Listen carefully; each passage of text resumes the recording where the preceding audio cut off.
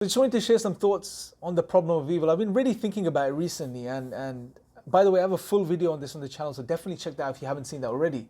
But something that struck me recently as I was thinking about this is that the problem of evil is really just the problem of arrogance on our part. Meaning that who told us that our role was to sit there and to analyze the world around us and the evil and suffering taking place, and based on that challenge God, or come up with certain ideas about God, or say that God is evil or bad for allowing suffering to take place? Who told us that that was our role? How do we know that we weren't supposed to get off our backsides and go and do something about the evil and suffering that's taking place? How do we know that it wasn't a part of the grand plan and the wisdom behind this plan, that God created us as rational, intelligent human beings who do feel, who are virtuous and have the ability to do good and be good, that He didn't create us so that we would become the means to alleviating some of this evil and suffering from the world, and indirectly become a means for us to attain reward and to grow. How do we know that's not the case? This is the thing.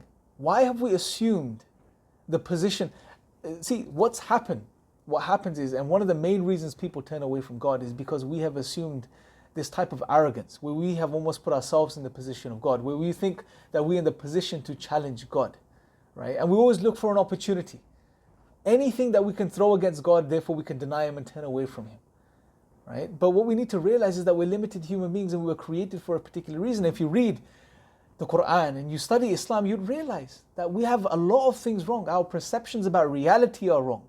We're not here to have fun. We're not here to have a party. We're here for a particular purpose. We are here to be tested. We are here to attain our paradise, which is coming in the next life. This is the springboard to the life hereafter. But our perception somehow we've ended up with this belief that we're here and we're here to have fun, and life should be brilliant, life should be amazing, life should be perfect. And if it isn't, then God is to blame. Well, our assumptions are wrong in the first place. And then on top of that, we assume the position of judge, that we can sit here and just judge God. No. How do you know? Like I mentioned earlier, how do you know that God did not create you, and it was a part of the plan that you would be the tool or the means through which God would manifest His mercy and remove some of this evil and suffering in the world? Why don't we get up and do something about it? And someone may sit here at this point and say, well, what about the natural disasters? Well, it's arguable. A lot of the natural disasters that take place on earth today are because of what our own hands have earned. We're to blame again. So again, let's do something about it, whether natural or not, right? Obviously, there are natural disasters that take place otherwise. That's not what I'm trying to get at here. But the point is, we have assumed our role incorrectly, right? What we need to understand, and as God makes clear in Islam, is that God is the source of all goodness. God is the most wise. God is all powerful.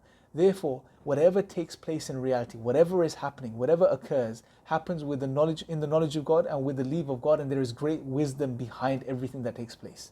Something that on the surface may seem evil, there's definitely going to be a greater good behind that, even though you can't see it in that moment.